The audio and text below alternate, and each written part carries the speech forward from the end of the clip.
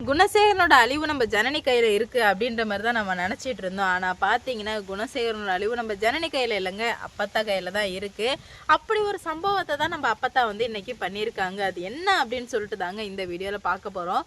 குணசேகரன் இப்போ ரொம்பவே வந்து ஹாப்பியாக இருக்கார். ஏன்னா அவருக்கு இந்த பெண்களை மாட்டி விடுறதுக்கான ஒரு வழி தெரிஞ்சிடுச்சு. என்னன்னா சொத்துங்கள் எல்லாத்தையுமே வந்து இவங்க அபகரிக்கிறாங்க அப்படின்ற மாதிரி அறிவுகரசிக்கிட்ட சொல்லி நீ வந்து போலீஸில் கம்ப்ளைண்ட் கொடு, பார்த்துக்கலாம் என்ன நடக்குதுன்னு பார்த்துக்கலாம், கண்டிப்பாக வந்து கைது பண்ணுவாங்க அப்படின்ற மாதிரி குணசேகரனோட மூளைக்கு வந்து எட்டிடுச்சிங்க. இது எப்படி எட்டுனுச்சுன்னு தெரியல. அப்போ தான் வந்துட்டு நம்ம ஜனனி என்ன பண்ணுறாங்க அப்படின்னு பார்த்தீங்கன்னா இங்கே ரொம்பவே வந்து அவங்க ஹாப்பியாக இருக்காங்க.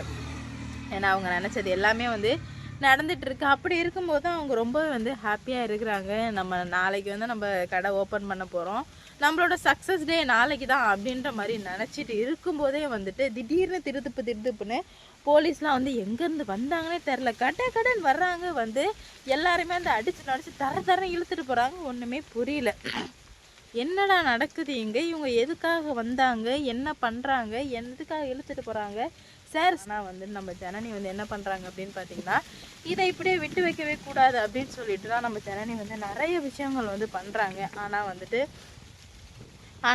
போலீஸ் வந்து எதையுமே வந்து காதில் வாங்குற மாதிரி இல்லை. நீங்கள் எல்லாருமே வந்து குற்றவாளிகள், அதனால் வந்து உங்களை நாங்கள் கைது பண்ணுறோம் அப்படின்ற மாதிரி சொல்லவுமே, நாங்கள் குற்றவாளிகளா, நீங்கள் பார்த்தீங்களா நாங்கள் குற்றவாளிகள்னு நீங்கள் பார்த்தீங்களா அப்படின்ற மாதிரி கேட்குறாங்க.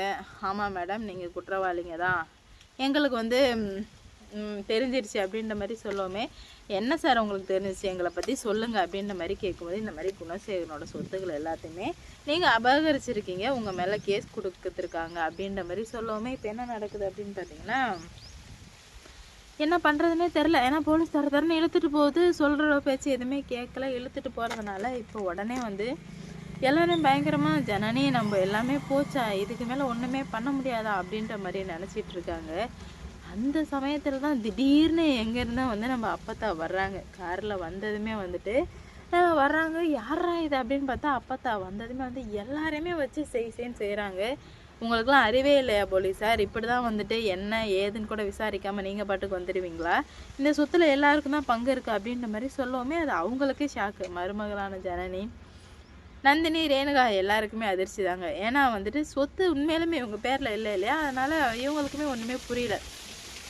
அப்போ தான் வந்து அறிவுகரசி வந்து அதெல்லாம் இல்லை, எல்லாமே வந்து மாமா பேரில் தான் இருக்குது அப்படின்ற மாதிரி சொல்ல, மாமாவா, உனக்கு ஃபஸ்ட்டு யார்டியா மாமா அப்படின்ற மாதிரி கேட்க, யார் இந்த இவ அப்படின்ற மாதிரி சொல்ல, அறிவுகரசின்னு சொல்லிட்டு சொல்கிறாங்க. உடனே வந்துட்டு ஓ இவ தான் அந்த பொடியா அப்படின்ற மாதிரி சொல்ல, சில்லறையை நான் லேட்டாக பார்த்துக்கிறேன் அப்படின்னு சொல்லிட்டு, சார் எல்லா சொத்துமே இவங்க எல்லார் பேரில் தான் சார் இருக்குது அப்படின்னு சொல்லவும், அப்போ தான் வந்து அறிவுகரசி கேட்குற, அதெல்லாம் இல்லை, எல்லா சொத்துமே மாமா பேரில் தான் இருக்குது அப்படின்ற மாதிரி சொல்கிறாங்க. மாமா பேரில் எப்படி மாமா தம்பிங்களுக்கு எழுதி வச்சு ரிட்டர்ன் வந்துச்சு, அதேமாரியே இப்போ எல்லாத்தையும் எழுதி வச்சு இப்போ அவங்க பேருக்கு வந்துட்டுருக்கு அப்படின்ற மாதிரி, எல்லாமே வந்து எங்கள் பேருக்கு வந்துடுச்சு அப்படின்ற மாதிரி சொன்னேன். அட்வொகேட்டு, அறிவுகரசி, போலீஸ் எல்லாருமே வந்து ரொம்ப போய் குழம்பி போயிருக்காங்க. ஏன்னா எல்லாருமே வந்துட்டு குணசேகரன்கிட்ட காசு வாங்கினவங்க, அதனால் வந்து காசுக்கு உண்மையாக இருக்கணும்ல, அதனால் வந்துட்டு எல்லாருமே வந்து ரொம்ப ஷாக் ஆகிட்டாங்க. என்னடா இந்த கிளவி வந்து இப்படி ஒரு குண்டு தூக்கி போட்டுருச்சு அப்படின்னு சொல்லிட்டு அவங்க எல்லாருக்குமே ரொம்ப வந்து அதிர்ச்சியில் இருக்காங்க. அவங்களுக்கு என்ன பண்ணுறது போகிறதுன்னு சொல்லிட்டு சுத்தமாக புரியலைங்க. அப்போ தான் வந்து குணசேகரன் ஒரு விஷயம் பண்ணுறாரு. என்னன்னா இதுக்கு மேலே வந்து இப்படியே விட்டு வச்சுட்டே இருந்தால் சரி வராது. ஏன்னா வந்து அறிவுகரசி லைன்லேயே தான் இருக்கா. மாமா அவளுங்க கதறதை கேளு, ஒன்று அங்கங்கே சுத்த விட்டாளுங்களா, இப்போ வந்து அவளுங்க கதறதை கேளு மாமா அப்படின்னு சொல்லிட்டு அறிவுகரசி லைன்லேயே இருக்கும்போது நம்ம பாட்டி வந்து வச்சு எல்லாரையும் கிளின்னு கிழிச்சிது இல்லையா, அதனால் வந்துட்டு குணசேகரனுக்கு கோவம் தாங்க முடியல. எங்கே இருந்துடா இந்த அப்பத்தா வந்துச்சு, வந்து நம்ம உயிரை வாங்கணுன்னே வந்திருக்கும் போல அப்படின்னு சொல்லிட்டு அந்த வக்கீல் வந்து எல்லாத்தையுமே போய் பார்க்குறாரு. ஆமாம், சொத்து எல்லார் பேர்லையுமே இருக்குது. உடனே வந்து முடிஞ்சு குணசேகரனோட ஆட்டம் முடிஞ்சு அப்படின்னு சொல்லிட்டு ரொம்பவே வந்து குழப்பத்தோடு இருக்காங்க. அவங்களுக்கும் என்ன பண்ணுறது போகிறதுன்னு சொல்லிட்டு சுத்தமாக புரியலைங்க. அப்போ தான் வந்து நிறைய யோசிக்கிறாங்க, இப்படியே விட்டு வச்சுட்டே இருந்தால் சரி வராது, ஏதாவது ஒரு முடிவு பண்ணியே ஆகணும் அப்படின்னு சொல்லிட்டு ரொம்ப ஸ்ட்ராங்கான ஒரு முடிவுக்கு வர்றாங்க. அப்போ தான் அவங்களுக்கு தெரியுது என்னன்னா இதுக்கு மேலே இப்படியே விட்டு வச்சுட்டே இருக்கவே கூடாது அப்படின்னு சொல்லிட்டு அவங்க ஒரு ஸ்ட்ராங்கான முடிவுக்கு வர்றாங்க. கண்டிப்பாக வந்து ஏதாவது ஒன்று பண்ணணும், இப்படியே விட்டு வைக்கக்கூடாது அப்படின்னு சொல்லிட்டு அவங்க எல்லாருக்குமே தெரிஞ்சிடுச்சு. வக்கீல்லாம் வாயடிச்சு போய் நிற்கிறாரு. என்ன வக்கீல, நான் சொன்னது கரெக்டு தானே அப்படின்ற மாதிரி கேட்க, நீங்கள் சொன்ன மாதிரி தான் இதில் இருக்குது, சொத்து எல்லோரும் பேரில் தான் இருக்குது அப்படின்ற மாதிரி சொல்லிடுறாங்க. உடனே செம்ம ஷாக் ஆகிடுது இவங்க எல்லாருக்கும். என்னடா இது இப்படி வந்து பண்ணிகிட்ருக்காங்களே அப்படின்னு சொல்லிட்டு அவங்க அதிர்ச்சியில் வந்து பேசிகிட்டு இருக்காங்க.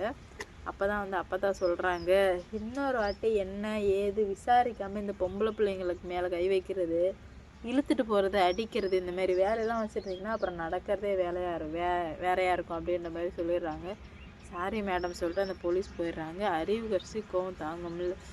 ஏய் கிளவி நீ எங்கேருந்து வந்து அப்படின்ற மாதிரி ரொம்பவே வந்து கோவத்தில் வந்து கத்திட்டு கிடக்குறா.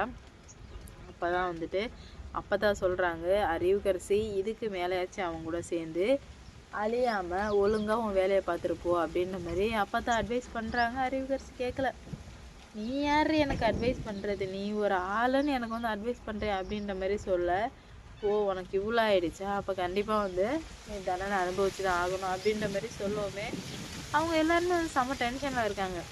என்னடா இவ்வளோ பண்ணுறாங்க போகிறாங்க, இப்படியே விடவே கூடாது அப்படின்னு சொல்லிட்டு அவங்க எல்லாருக்கும் வந்து தெரிய வருது. இருந்தாலுமே ஏதாவது ஒன்று பண்ணணும், நம்ம இப்படியே விட்டு வைக்கக்கூடாது அப்படின்னு சொல்லிட்டு தான் நிறைய பண்ணிட்டு இருக்காங்க. இவ்வளோ நாளாக இருந்த அறிவுக்கரசி வேறு, இப்போ இருக்கிற அறிவுக்கரசி வேறு. ஏன்னா அறிவுக்கரசியால் இப்போ எதுவுமே பண்ண முடியாத சூழ்நிலை வந்து இருந்துகிட்ருக்காங்க.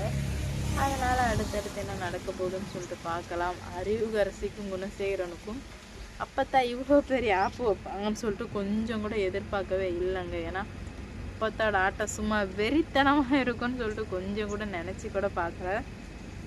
அந்தளவுக்கு சூப்பராக பண்ணிட்டாங்க அப்போத்தா.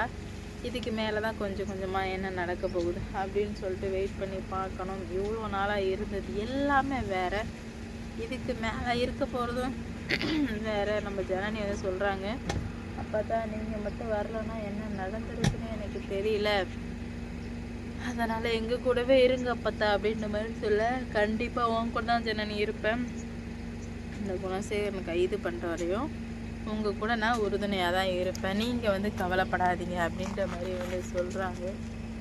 பார்க்கலாம் என்ன நடக்க போகுது அப்படின்னு சொல்லிட்டு. இவ்வளோ நாளாக இருந்த பிரச்சனை எப்படி சமாளித்தாங்க, இல்லை எப்படி சமாளிக்க போகிறாங்க அப்படின்னு சொல்லிட்டு பார்ப்போம்.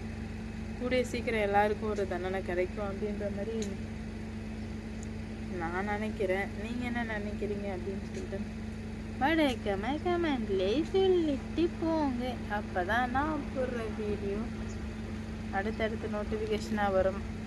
என்ன நடக்க போகுது, எப்படிப்பட்ட பிரச்சனையெல்லாம் சமாளிக்க போகிறாங்க நம்ம ஜனனி, இல்லை இதுலேருந்து மீண்டு வருவாங்களா, இல்லை அப்படியே தான் இருப்பாங்களா அப்படின்னு சொல்லிட்டு பார்க்கலாங்க. கூடிய சீக்கிரம் எல்லாத்துக்கும் ஒரு முடிவு கிடைக்கும்னு நான் நினைக்கிறேன். நீங்கள் எப்படி நம்புறீங்கன்னு சொல்லிட்டு மறக்காமல் கமெண்டில் சொல்லிட்டு போங்க. பார்ப்போம் என்ன நடக்க போகுது அப்படின்னு சொல்லிட்டு. லைக் பண்ணுங்கள், ஷேர் பண்ணுங்கள், மறக்காமல் சப்ஸ்கிரைப் பண்ணிக்கோங்க.